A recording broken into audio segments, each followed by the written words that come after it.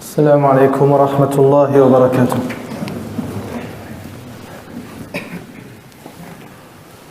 الله أكبر الله أكبر الله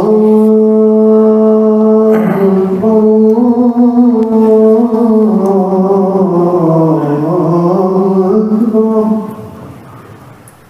أشهد أن لا إله إلا الله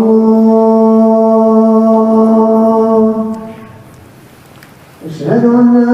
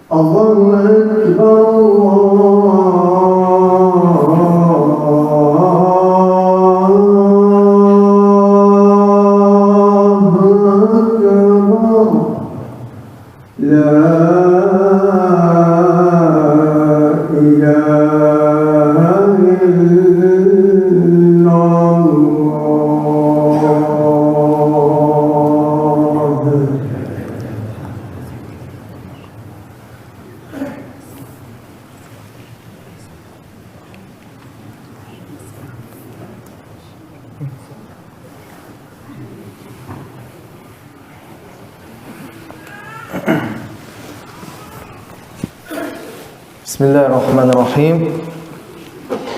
الحمد لله الكريم الشكور الحليم الصبور، وأشهد أن لا إله إلا الله وحده لا شريك له الرحيم الغفور، وأشهد أن محمدًا عبده ورسوله ومصطفاه وخليله صلى الله وسلم وبارك عليه وعلى آله وصحبه والتابعين ومن تبعهم بإحسان إلى يوم البعث والنشور وسلم تسليما كثيرا.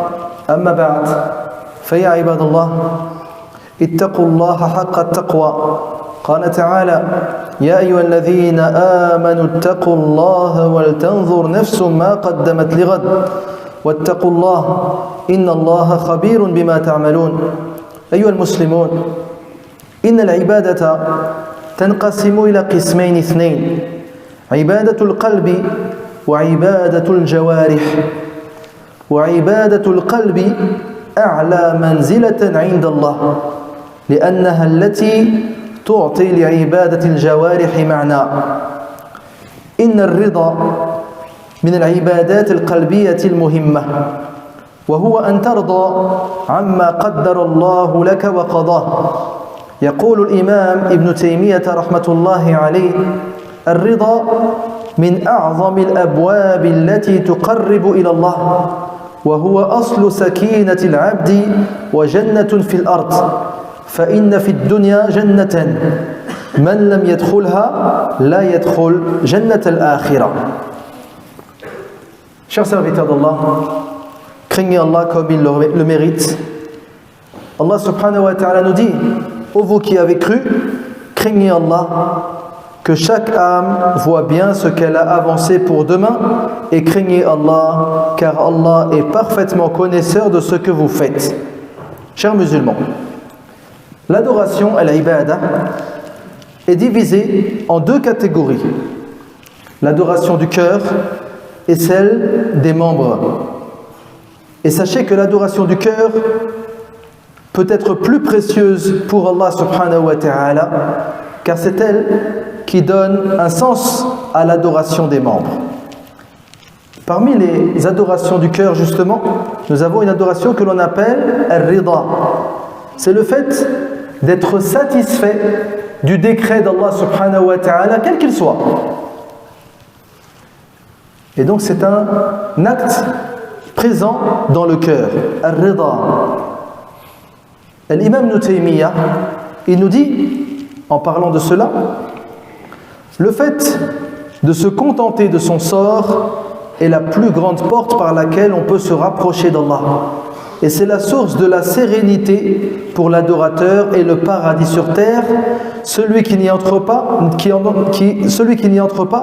n'entrera pas au paradis de l'au-delà. أيها المؤمنون، هناك سؤال ينبغي أن نطرحه ألا وهو: هل أنتم راضون عن إرادة الله تبارك وتعالى؟ فهناك طريقة لمقياس مدى رضانا عن إرادة الله تبارك وتعالى، وهي أن ننظر هل نشعر بسخط وبغضب في قلوبنا لما نمر بابتلاء، أو لما تسير الأمور على غير ما أردناه. فمثلا إذا أراد المسلم الزواج بامرأة وفي النهاية هذه المرأة تتزوج بآخر، كيف تجد قلبك؟ أو أرادت المسلمة أن يتزوجها فلان وفي النهاية هذا الفلان يتزوج بأخرى. أو إذا مثلا تبحث عن عمل أو وظيفة فاختير غيرك، كيف تجد قلبك؟ يعني هذا العمل وهذا الزواج لم يكن مقدورا لك في هذه اللحظة، ولكن قد تنال هذا العمل لاحقا إن شاء الله تبارك وتعالى وتبحث عن عمل آخر. المهم الله سبحانه وتعالى وحده هو الذي يعلم ذلك. ولكن الهدف du cœur se comporte-t-il à ce moment-là? Allah subhanahu wa ta'ala seul sait pourquoi tu n'as pas pu te marier avec cette personne et pourquoi tu n'as pas obtenu cet emploi. Mais le but est d'acquérir al-rida, la satisfaction de son sort, et de ne pas avoir de ressentiment dans nos cœurs. À titre d'exemple, parfois, le serviteur, walillahi alhamd, il accomplit les obligations religieuses. Il est soucieux d'obéir à Allah subhanahu wa ta'ala. Et il voit qu'il est éprouvé. Il subit une calamité. Et il voit que ses invocations ne sont pas exaucées. Il ne doit pas avoir de colère dans son cœur en disant « j'ai tout fait, mais Allah subhanahu wa ta'ala ne m'a pas donné ce que je voulais ». Donc la relation avec Allah subhanahu wa ta'ala, elle ne doit pas être ainsi. Tu n'es pas obéissant pour obtenir ce que tu désires. Là tu es obéissant car tu es un serviteur d'Allah subhanahu wa ta'ala. Et qu'Allah subhanahu wa ta'ala est ton Seigneur. Tu n'es pas venu au Jumu'ah ici aujourd'hui pour que Allah te facilite le mariage, qu'il te guérisse, etc. Là, tu es venu parce qu'il te l'a ordonné. Et toi, tu es son serviteur et son esclave, subhanahu wa ta'ala. Ibadallah. كيف أكون راضيا عن ما كتب لي؟ يقول النبي صلى الله عليه وسلم: ذاق طعم الإيمان من رضي بالله ربا وبالإسلام دينا وبمحمد صلى الله عليه وسلم رسولا. رواه مسلم. أولا يجب علينا أن نعلم أن الله تبارك وتعالى قد قدر لنا أرزاقنا. لن ننال إلا ما كتب لنا. يقول النبي صلى الله عليه وسلم: واعلم أن الأمة لو اجتمعت على أن ينفعوك بشيء لم ينفعوك إلا بشيء قد كتبه الله لك، ولو اجتمعوا على أن يضروك بشيء لم يضروك إلا بشيء قد كتبه الله عليك. رواه الترمذي.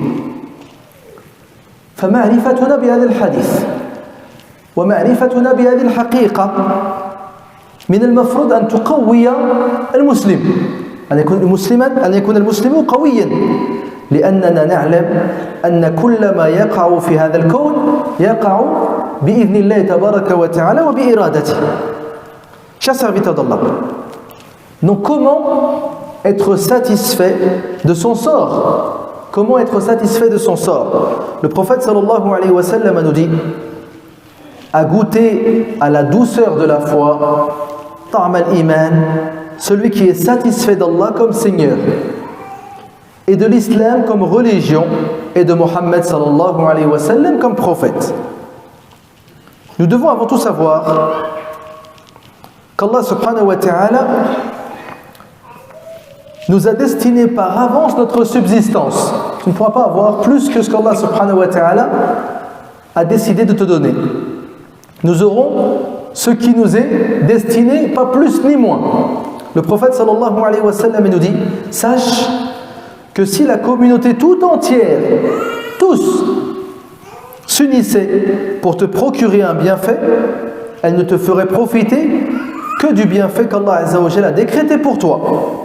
Et que si elle s'unissait pour te nuire, tout le monde veut te nuire, elle ne te ferait que le mal qu'Allah azza wa jalla a décrété pour toi. Le hadith est rapporté par At-Tirmidhi.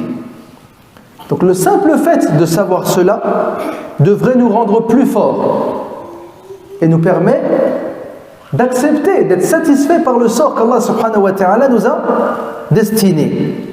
Car nous savons que tout ce qui se produit sur terre a lieu par la permission d'Allah subhanahu wa ta'ala et par sa volonté. والرسول صلى الله عليه وسلم يذكرنا بمعنى عميق جدا حينما يقول: من أصبح منكم آمنا في سربه معافا في جسده عنده قوت يومه فكأنما حيزت له الدنيا. رواه الترمذي. فسبحان الله، في هذا الحديث يقول النبي صلى الله عليه وسلم: إذا أصبحنا مع هذه الأمور الثلاثة لدينا كل ما نحتاج إليه.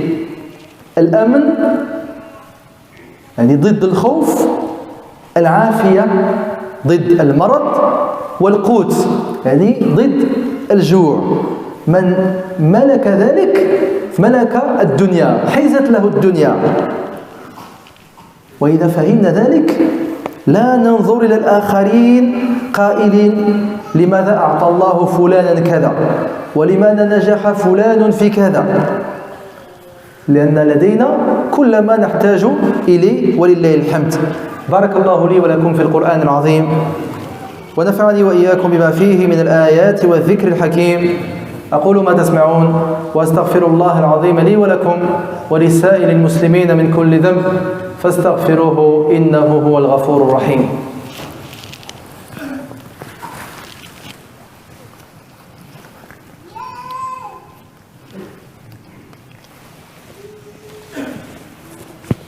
الحمد لله على نعمه والشكر له على توفيقه وامتنانه، وأشهد أن لا إله إلا الله وحده لا شريك له تعظيما لشأنه، وأشهد أن نبينا محمدا عبده ورسوله الداعي إلى رضوانه صلى الله وسلم وبارك عليه وعلى آله وصحبه وسلم تسليما كثيرا إلى يوم الدين. أما بعد، chers musulmans, barakallahu fikum, ceux qui trouvent des places, vous pouvez avancer afin que tout le monde puisse entrer dans la mosquée. Jazakumullahu khairan. Dehors il pleut comme vous le savez. Celui qui trouve un espace, il y rentre. Jazakumullahu khairan. Le prophète sallallahu alayhi wa sallam nous rappelle quelque chose de très important et de profond. Il nous dit: celui d'entre vous qui se réveille le matin, et vous allez voir qu'on est tous dans ce cas-là, celui d'entre vous qui se réveille le matin en sécurité parmi les siens, qui ne souffre d'aucun mal dans son corps et possède la nourriture nécessaire pour sa journée, c'est comme s'il avait amassé tous les biens de ce monde. Regardez dans les bienfaits d'Allah Azza wa Jalla dans lesquels nous vivons quotidiennement. Donc si tu te réveilles le matin avec ces trois choses, tu possèdes tout ce bas monde. La sécurité, c'est-à-dire c'est le contraire de la peur. La santé, c'est le contraire de la maladie. Et la nourriture quotidienne, c'est-à-dire tu n'es pas dans la faim. Si tu as cela, tu as tout ce dont tu as besoin. Walillah alhamd. Donc à ce moment-là, nous ne devons plus regarder les gens autour de nous en disant pourquoi Allah Azza wa Jalla a donné à un tel, pourquoi il ne va donner à moi, pourquoi un tel il a réussi, pourquoi moi je n'ai pas réussi, etc. Car nous avons tout ce dont nous avons besoin. إليكم بعض الدعوات التي بسببها إن شاء الله تبارك وتعالى نصبح من الراضين حين يصبح وحين يمسي 3 مرات رضيت بالله ربا وبالإسلام دينا وبمحمد صلى الله عليه وسلم نبيا إلا كان حقا على الله أن يرضيه يوم القيامة رواه الإمام أحمد وقال عليه الصلاة والسلام من قال حين يسمع المؤذن أشهد أن لا إله إلا الله وحده لا شريك له وأن محمدا عبده ورسوله رضيت بالله ربا وبمحمد رسولا وبالإسلام دينا غفر له ذنبه. انظروا إلى هذه الدعوات. فالله عز وجل يأمرنا أن نكثر من الكلام بالرضا. تقول رضيت، مع أن الرضا عمل قلبي كما قلنا في بداية الخطبة، ولكن إذا أكثرت من قولك رضيت بالله ربا وبالإسلام دينا ومحمد صلى الله عليه وسلم، الله عز وجل سيدخل الرضا في قلبك بإذنه سبحانه وتعالى. Donc quelques invocations enseignées par le prophète sallallahu alayhi wa sallam, à travers lesquelles, incha'Allah, on peut devenir des gens satisfaits de notre sort. Le prophète sallallahu alayhi wa sallam nous dit: il n'y a pas de musulmans qui disent 3 fois chaque matin et soir je suis satisfait d'Allah comme Seigneur, de l'islam comme religion et de Mohammed sallallahu alayhi wa sallam comme prophète, sans qu'Allah ne le satisfasse le jour du jugement. Rapporté par l'imam Ahmed. Et le prophète sallallahu alayhi wa sallam dit, comme dans Sahih Muslim, quiconque dit lorsqu'il entend le mu'adhin, et j'atteste qu'il n'y a aucun Dieu à part Allah, seul et sans associé, et j'atteste que Mohammed est son serviteur et messager, je suis satisfait d'Allah comme mon Seigneur, de Mohammed comme mon prophète, et de l'islam comme religion. Celui qui dit cela, tous ses péchés seront pardonnés. Donc au début de la khutbah, qu'est-ce qu'on a dit? On a dit al-rida, c'est dans le cœur. La satisfaction, c'est dans le cœur. Mais Allah Azza wa Jal et le prophète, il nous incite à dire très souvent Raditu billahi rabban, matin et soir, afin qu'en le disant souvent, cette qualité entre dans ton cœur, insha'Allah tabaraka wa ta'ala. وكيف نعلم أننا من الراضين؟ كيف نعلم أننا من الراضين؟ أنت راض إن شاء الله إن كنت تصلي صلاة الاستخارة قبل أن تأخذ قرارا. تدعو الله تبارك وتعالى بدعاء الاستخارة الذي فيه تفويض أمورك إلى الله تبارك وتعالى. تسأل الله تبارك وتعالى أن يختار هو الخير لك. وأنت من الراضين أيضا إن كنت لا تشعر بالتسخط بعد أن يصيبك ما أصابك من البلاء وتكتفي بقولك الحمد لله على كل حال. الحمد لله على كل حال. وأنت راض إن شاء الله إن كان لا تنقص محبة الله تبارك وتعالى في قلبك عند الابتلاء بل تزداد إن شاء الله. Donc comment savoir si on possède cette qualité dans le cœur? Al-rida, la satisfaction. On possède al-rida lorsque l'on effectue salat al-istikhara. Quand on doit prendre une décision, on fait salat al-istikhara par le biais de l'invocation de l'istikhara, on demande à Allah subhanahu wa ta'ala littéralement de choisir pour nous ce qui est le mieux. Parce qu'Allah Azza wa Jal, c'est lui qui sait mieux. Wallahu ya'lamu wa antum la ta'lamun. Allah sait et vous ne savez pas. Tu fais également partie des gens satisfaits si tu n'as aucun ressentiment après avoir subi ce qui a été décrété pour toi, que ce soit un bien ou autre, et tu te contentes de dire Alhamdulillahi ala kulli hal, Alhamdulillah dans toutes circonstances. Et également tu fais partie des gens qui possèdent al-rida si ton amour pour Allah Azza wa Jal ne diminue pas quand tu es éprouvé, et au contraire, cela fait augmenter ton amour pour le Seigneur des mondes. هذه بعض النماذج من الراضين إن شاء الله. تخيلوا حزن النبي صلى الله عليه وسلم وأساه لما مات ابنه إبراهيم رضي الله عنه. وكان عمر النبي صلى الله عليه وسلم لما ولد إبراهيم 60 سنة، يعني رجل مسن، ففرح بهذه الولادة فرحا شديدا صلى الله عليه وسلم، وكان يحمله معه أينما ذهب ليراه أصحابه رضي الله عنهم. فلما مات إبراهيم بكى النبي صلى الله عليه وسلم، ولكن ماذا قال؟ هل سخط على قدر الله تبارك وتعالى؟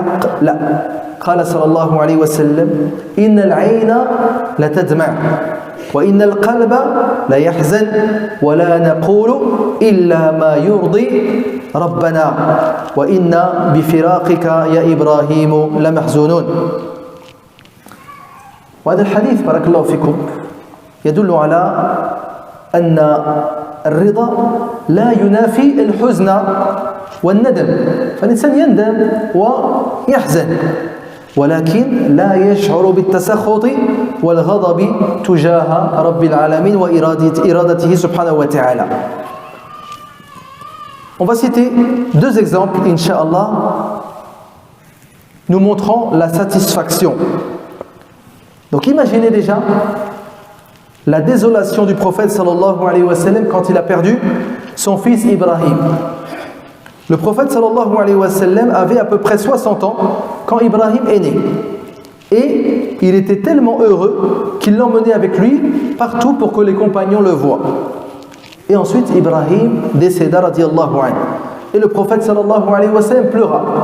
Mais fut-il pris de colère ou bien de ressentiment envers Allah subhanahu wa ta'ala? Non.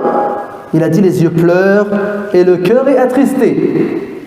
Mais nous ne disons rien sauf ce qui plaît à notre Seigneur, ô Ibrahim. Certes, nous sommes attristés par ton départ. Donc lorsqu'on parle de satisfaction, ça n'est pas en opposition avec la tristesse. Tu peux être satisfait et être attristé. Ce qui est interdit, c'est de ressentir de la colère par rapport à la décision d'Allah subhanahu wa ta'ala. As-sahabi al-jalil Imran ibn Hussein radiyallahu anhu wa ardah. هذا الصحابي الجليل شارك مع النبي صلى الله عليه وسلم في جميع الغزوات، ثم في آخر حياته أصيب بمرض جعله طريح الفراش 30 سنة هو مضطجع لا يقوم ولا يقعد رضي الله عنه، حتى حفروا له في سريره فتحة لقضاكم الله. فدخل عليه بعض أصحابه فجعل يبكي من هذا المنظر، يعني صحابي جليل وهو على هذه الحالة. فقال له عمران لم تبكي؟ قال لأني أراك على هذه الحالة العظيمة. فقال لا تبكي، فوالله إن أحب ذاك إلي أحبه إلى الله، يعني ما أحبه أنا هو الذي أحبه الله، ما دام على هذه الحالة أراده الله سبحانه وتعالى فأنا أقبل ذلك. ثم قال أحدثك حديثا لعل الله أن ينفع به واكتم عني حتى أموت. سأحدثك بحديث ولكن لا تخبر به حتى أموت. إن الملائكة تزورني فآنس بها وتسلم علي فأعلم بذلك أن هذا ليس بعقوبة بل هو نعمة جسيمة. Imran ibn Hussein, radiallahu anhu, le célèbre compagnon, donc il a participé aux batailles avec le prophète sallallahu alayhi wa sallam et c'était un guerrier farouche. Lisez sa biographie, Imran ibn Hussein. Cependant, à la fin de sa vie, il est devenu handicapé, paraplégique, et il est resté 30 ans allongé, jusqu'à sa mort. Et donc certains de ses proches, lorsqu'ils le voyaient ainsi, ils pleuraient, parce qu'ils se souvenaient comment il était auparavant. Et il leur disait, pourquoi pleures-tu? On lui disait, on pleure lorsqu'on te voit ainsi. Et il a dit, ne pleure pas, car si Allah Azza wa Jal aime comment je suis ainsi, moi également je l'aime. Donc si Allah Azza wa Jal en a décidé ainsi, j'accepte cela. Et il dit ensuite, je vais t'informer d'une chose, mais garde-le pour toi jusqu'à ma mort. Et il a dit, je ressens que les anges me rendent visite et me passent le salam. Et je sais donc que ce n'est pas un châtiment, mais bien une ni'ma dans laquelle je vis. Nas'alullah ta'ala أن يوفقنا جميعا لما يحب ويرضى وأن يجعلنا من الذين يستمعون القول فيتبعون أحسنه. اللهم آت نفوسنا تقواها وزكها أنت خير من زكاها أنت وليها ومولاها. اللهم إنا نسألك الجنة وما قرب إليها من قول أو عمل ونعوذ بك من النار وما قرب إليها من قول أو عمل. اللهم اشف مرضانا ومرضى المسلمين. اللهم اشف مرضانا ومرضى المسلمين. اللهم اشف مرضانا ومرضى المسلمين. اللهم رب الناس أذهب البأس. اللهم أنت الشافي لا شفاء إلا شفاؤك شفاء لا يغادر سقما. اللهم اغفر لموتى المسلمين الذين شهدوا لك بالوحدانية ولنبيك بالرسالة وماتوا على ذلك. اللهم تقبل من الإخوان والأخوات الذين يساهمون لأجل هذا المسجد بأموالهم ودعواتهم وجهودهم. اللهم تقبل منهم. اللهم تقبل منهم. اللهم تقبل منهم واجعل ذلك حسنات مضاعفة في ميزان حسناتهم يوم القيامة. ربنا آتنا في الدنيا حسنة وفي الآخرة حسنة وقنا عذاب النار. الإخوان إن شاء الله سيمر